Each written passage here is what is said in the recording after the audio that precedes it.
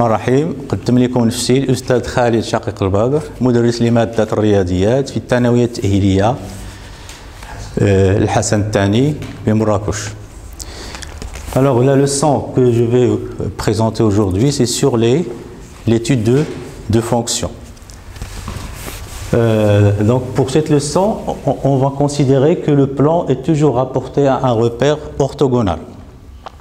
On va traiter la première partie sur les asymptotes, parce qu'il y a une autre partie sur ce qu'on appelle les branches paraboliques et tout ça. Donc pour la première partie, donc les asymptotes,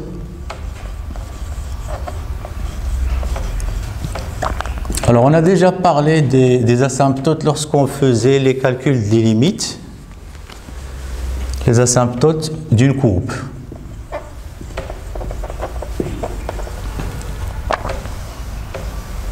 Alors il y a trois types d'asymptotes. Alors premièrement, asymptote parallèle à l'axe des ordonnées. On dit aussi une asymptote verticale, parallèle à l'axe des ordonnées.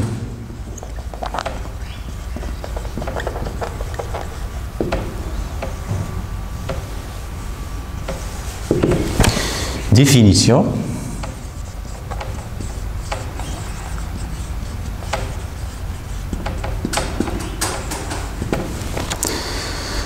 Alors, si par exemple on calcule la limite d'une fonction, si on trouve la limite quand x tend vers a plus, c'est-à-dire à droite en a, si vous calculez la limite et vous trouvez plus ou moins l'infini, donc je vais écrire comme ça veut dire on trouve plus l'infini ou moins l'infini, ou bien il faut calculer la limite à gauche de f de x et vous trouvez aussi plus ou moins l'infini, ou bien tout simplement si vous calculez les deux, vous trouvez plus ou moins l'infini, alors on dit que la droite d'équation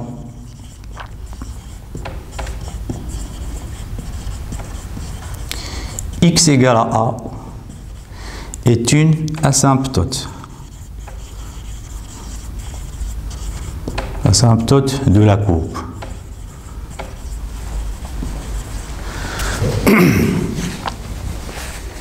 Alors, qu'est-ce que ça veut dire une asymptote de la courbe? On a déjà vu ce genre de... Lorsque x s'approche de a et vous trouvez la limite, c'est plus l'infini ou moins l'infini, on remarque que la courbe, il s'approche de la droite. Alors, il s'approche de la droite, on dit que la droite d'équation est une asymptote. Ça, c'est une interprétation géométrique de ces résultats. Donc, on va donner des exemples pour mieux éclaircir ça. Exemple.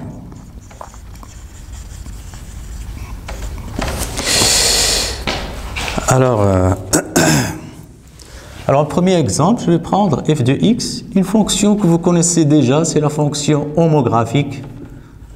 Fonction homographique, on rappelle que ça s'écrit de la forme f de x égale à ax plus b sur cx plus d.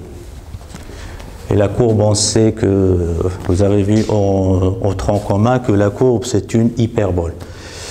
Alors pour cette fonction, tout d'abord le domaine de définition. Donc dans la définition, je ne vais pas insister sur le domaine de définition, mais ici on va étudier en détail cette fonction.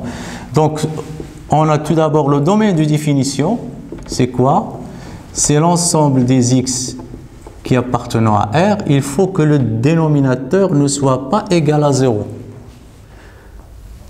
Alors, qu'est-ce que ça veut dire x moins 1 différent de 0? Tout simplement, x différent de 1, c'est-à-dire, on écrit c'est R moins 1, et on peut aussi écrire à l'aide des intervalles, moins l'infini 1, union 1 plus l'infini.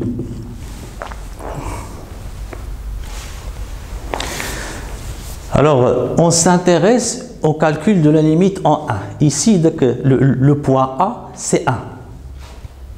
Donc d'après la définition, on calcule la limite quand x tend vers a, soit à droite, soit à gauche. Je vais commencer par exemple à droite. Quand x tend vers 1 plus, alors d'après les règles de calcul qu'on a déjà vues dans la leçon de calcul sur les limites, on remplace toujours par 1 ici. Ici ça donne 2. Ici, ça donne 0. Et puisque x est supérieur à 1, on dit que c'est un 0 plus. C'est-à-dire on s'approche de 0 positivement. Donc c'est positif. Donc on écrit comme ça. On peut accepter cette méthode, c'est plus simplifié. On écrit comme ça 0 plus. Et ça, on fait une petite flèche, ça donne 2. Et on écrit le résultat. D'après le tableau des opérations sur les limites, on a vu que lorsqu'on trouve L sur 0, on dit que c'est l'infini. Mais il faut déterminer le signe, puisqu'ici on a plus 2, c'est positif, 0 plus c'est positif, donc ça donne plus l'infini. Je vais voir la limite quand x tend vers 1 moins, c'est-à-dire lorsque x s'approche de 1 et x est inférieur à 1. Vous allez remarquer qu'on va trouver un résultat similaire. Alors vous allez trouver ici 2. Ce qui change ici, c'est un 0 moins. Pourquoi? Parce que vous avez x inférieur à 1, donc x moins 1, il est inférieur à 0. Donc x moins 1, lorsqu'il s'approche de 0, il est toujours négatif, on dit que c'est un 0 moins. Et en appliquant la règle des signes, ici c'est un nombre positif, ici c'est un nombre négatif, donc c'est moins l'infini. Alors là, je peux appliquer la définition. La définition, qu'est-ce qu'il nous dit? Si vous trouvez l'une des trois résultats. Alors ici, on a trouvé deux résultats. On a trouvé la limite quand x tend vers 1 plus c'est plus l'infini. On a trouvé l'autre, c'est moins l'infini. Cela veut dire que la droite d'équation x égale à 1 est une asymptote.